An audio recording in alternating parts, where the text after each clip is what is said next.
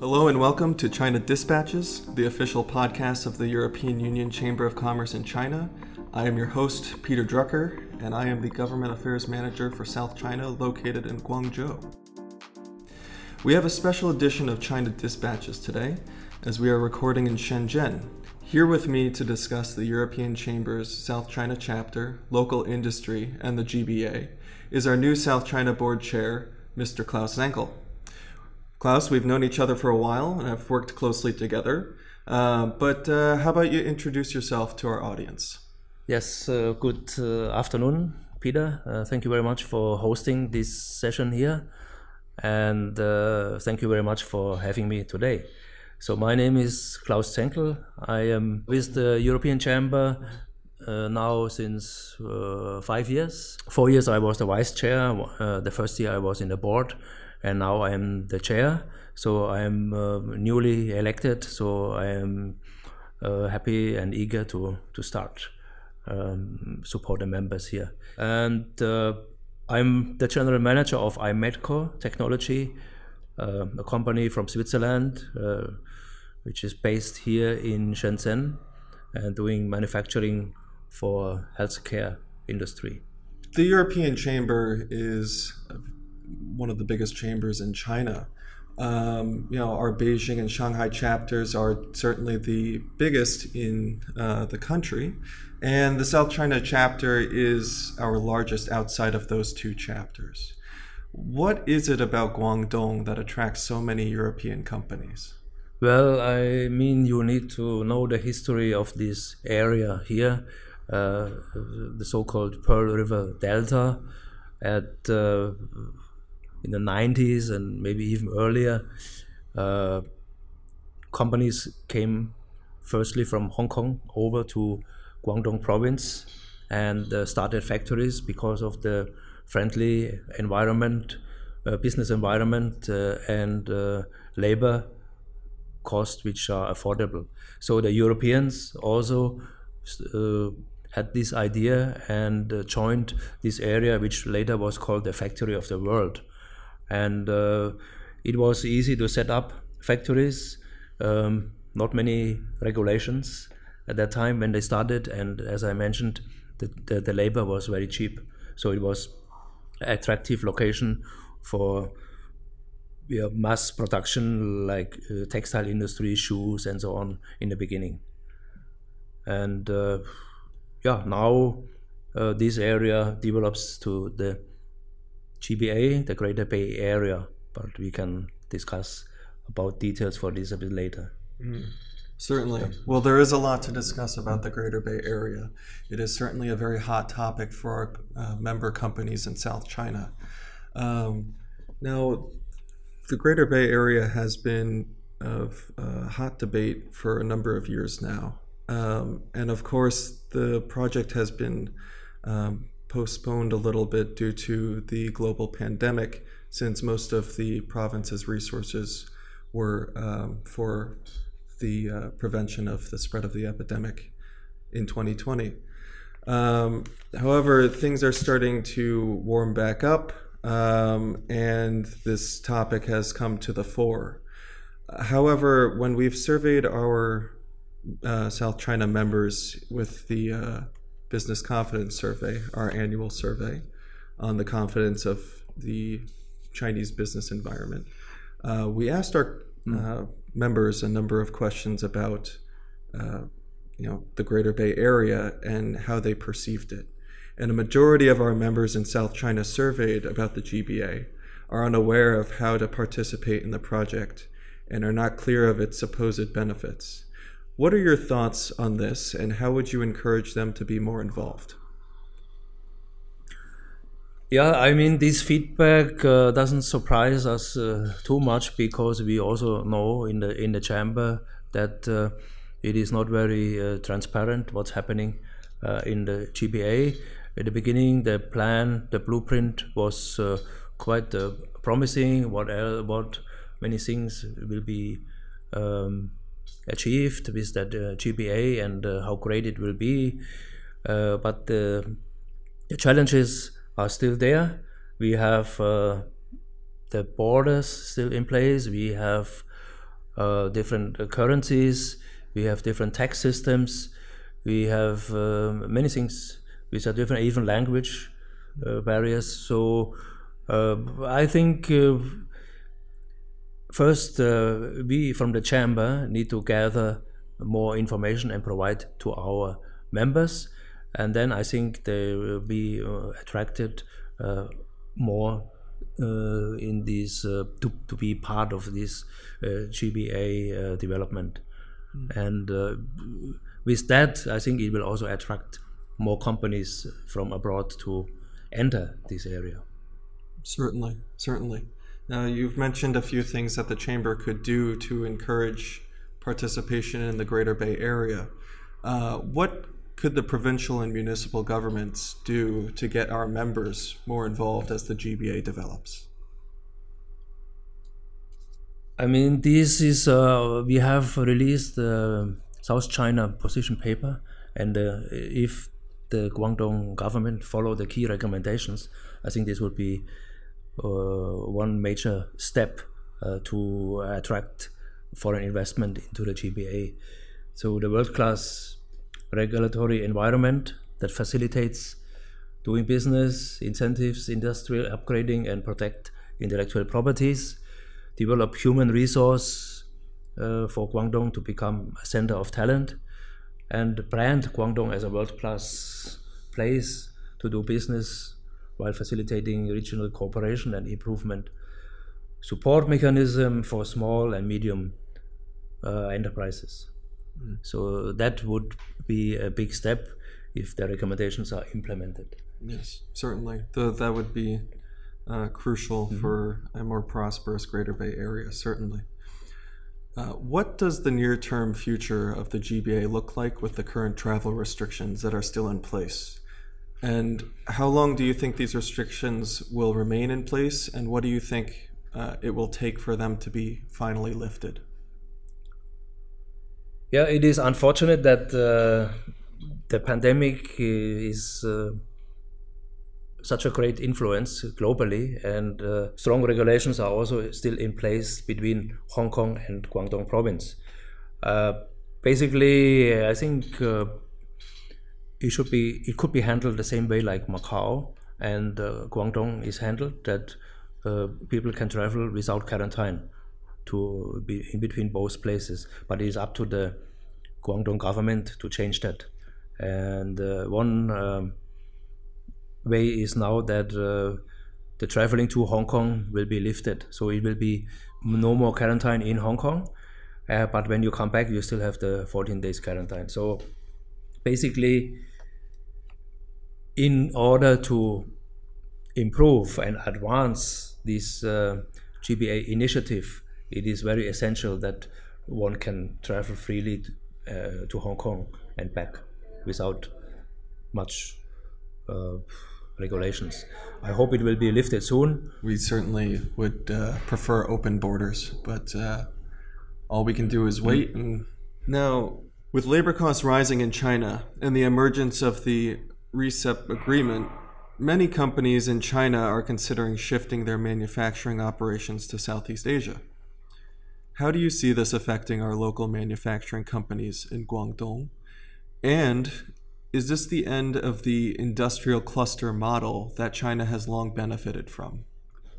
Well, this development has not started now. It has started already a couple of years ago, with the textile industry moving out of China, the shoe industry moving out of China, and certainly some big companies, labor-intensive mass production, they will consider to move perhaps to Indonesia, perhaps to Bangladesh or low labor countries.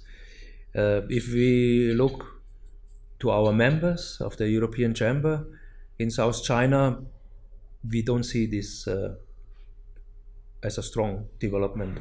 Perhaps one or two will leave, but the majority of our member companies, they are staying in China because they think now is the time to be in China for China. That certainly holds true. A lot of our member companies are in China for China, and that rings particularly clear with our members in South China. They don't seem to be looking for the door anytime soon. Now, it is clear from the 14th Five-Year Plan that innovation is a major priority of China's. Guangdong has long been at the vanguard of innovation, and many of the Chinese leaders we have met with have stated that they want Guangdong and its cities to lead in various industries. In which cities and in which industries do you see innovation taking place? And what kind of contribution do you see our member companies making? And as well, how do you see them competing with Chinese innovation? Innovation is always very strong in Shenzhen. Yeah, Shenzhen is already the innovation leader. It has a strong and high innovation output compared to other cities in China, and this will continue because it is very favorable city for SMEs who want to achieve something quickly, so they can come here to Shenzhen and work on new innovation. And technologies which I think in the future will have require a lot of innovations, and industries which require new technologies, innovative thinking is, let's say, the decarbonization. So how to achieve a neutral carbon emission. So you need to have smart ideas and technologies. So I think this is one field where foreign investors can benefit from.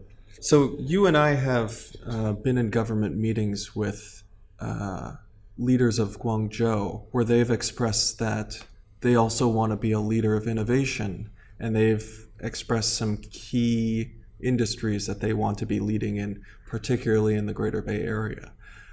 What do you see from Guangzhou that would make them a viable competitor to a city like Shenzhen? What do you think that they can improve on to match Shenzhen in innovation?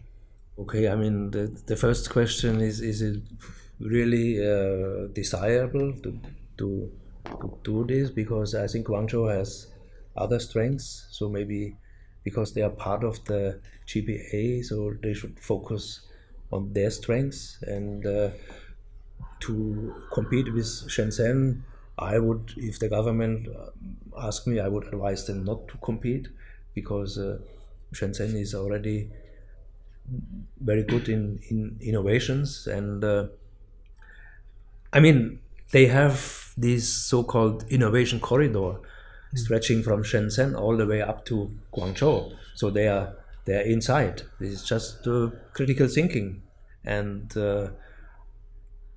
developing the talent. What we also recommended in our position paper for the South China. So developing talent. If you develop talent in the right way, they will be innovators. You know, we do hear from the Guangzhou government often that they want to lead innovation, but that desire is not unique to Shenzhen, nor is it unique to Guangzhou, as we've heard it in other cities like Foshan and Zhongshan. Everyone wants to innovate in their own way. I give you one example. Yeah, innovation, and you also have automation. Okay, so everybody talk about Industry 4.0. Automation is all you need to do. Automation. So I think that even the government said many companies you must do automation. But do you really need that high level automation? That high level extent of automation? Not everybody needs that. And there are some companies, what we hear, they have perfect automation, but their energy consumption is much more than before. So I mean, there's no balance. It must be you have to use the smart thinking and the smart factory. The smart factory is not only automation; it also have a process which follows certain rules. The Guangdong government has made it clear to the European Chamber that they would like companies to relocate their headquarters to Guangdong province. Some of the benefits for setting up business in South China include subsidies and tax incentives. which many of our members headquartered in Shanghai and Beijing already receive. So what more should the Guangdong government do to attract European headquarters? Okay, so if one European company who has the China headquarters in Shanghai should move to, for example, Guangzhou, there could be some reasons.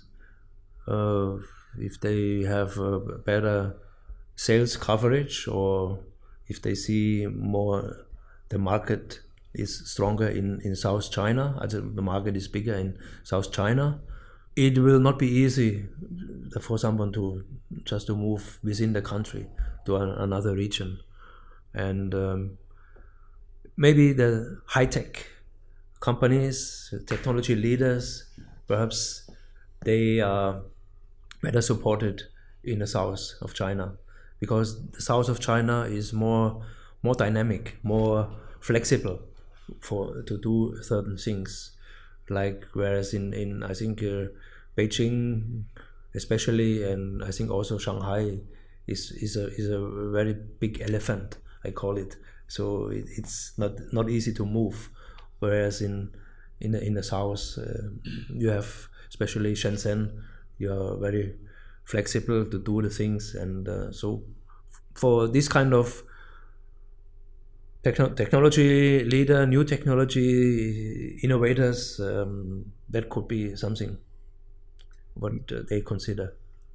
But as I say, it will not be easy. And again, it is not that important, for the Guangdong province to have those.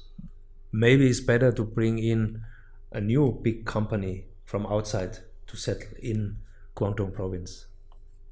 So a new multinational who has no China or a big setup. So you'd China. recommend that they look for companies outside of China to locate their headquarters if they're looking to move here, rather than convincing companies who are already well established in Beijing and Shanghai to move to South China.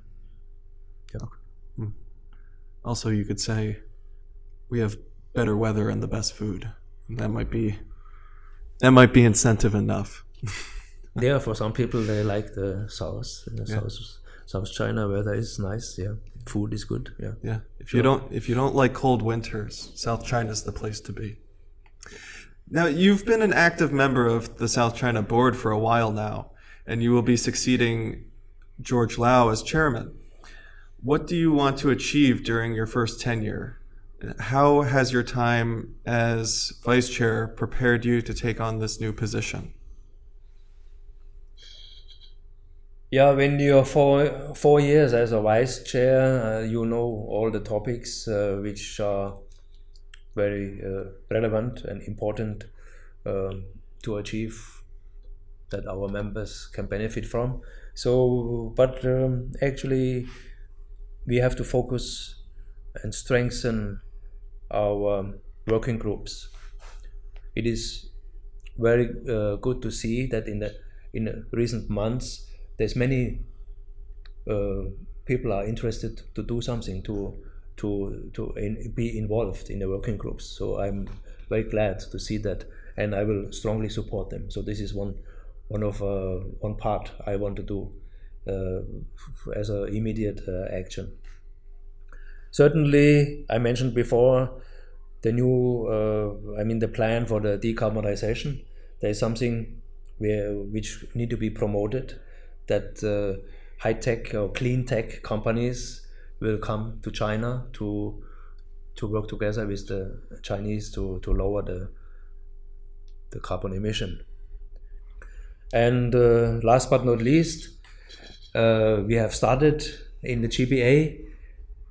When we talk today, Peter, the GBA need to be transparent. We know from when we meet the government official that there are some meetings with Hong Kong or in Shenzhen with other, the so-called GBA Federation. So we need to get in touch with the GBA Federation GPA Federation, and then with them to see how our member companies can understand the GPA initiative better, and what does it make attractive for them to do more on this, and also that new companies who want to settle in China will come to the GPA, because it is clear what they can get and what they can do here. Over the past year, we have been advocating vigorously on behalf of our members for them to return to Guangdong ever since the implementation of the entry ban during the global pandemic. What are other important issues that you want the South China chapter to advocate for? Yeah, sure. That is still unsatisfactory situation that now it is very difficult to bring people back to China, bring people back to Guangdong because of the pandemic. There are very tough rules, so it's not easy to get the PU letter anymore. It was easier at the last quarter of 2020 than it is now. So now the government say, okay, you need to have the work permit first before a new expatriate can come to China and get the relevant PU letter. So it is getting more difficult, and the chamber need to talk to the relevant government department to make it more easier for member companies, employees to come back. Well, we will continue to advocate for the swift return of our members to Guangdong province. That's something that we take a lot of pride in, certainly. The situation we can understand, and now people get vaccinated, and we hope that when all the other countries together get the people vaccinated, then the traveling ban will be stopped or ended. Yeah? So but still there's question marks, because not everybody has the same vaccine.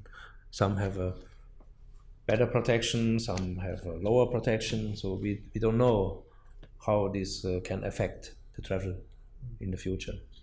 So it's still question marks. Anyway, we need to make the best out of it. We cannot give up. Even if it takes longer, we need to continue to work with the government and bring our people in, that the member companies can continue their works. That's optimistic indeed. Thank you for sharing your insights, Klaus. That was very informative. All right, well, that was our final question, Klaus. Is there anything else that you'd like to add before we sign off? No, Peter, I thank you very much. You have organized this podcast here and this session, and I'm very glad to speak to you today, and thank you. And let's see, we have new topics coming up in the future. We can meet again. Of course, I'd be very happy. You know, I always am happy to talk to you, Klaus. And this concludes our special edition of the South China episode of China Dispatches. Once again, this is Peter Drucker in South China. We've covered quite a lot today about the Greater Bay Area, how to work on transparency with the government, industry, whether they're looking to move out or stay here for the long haul, and our very optimistic South China outlook.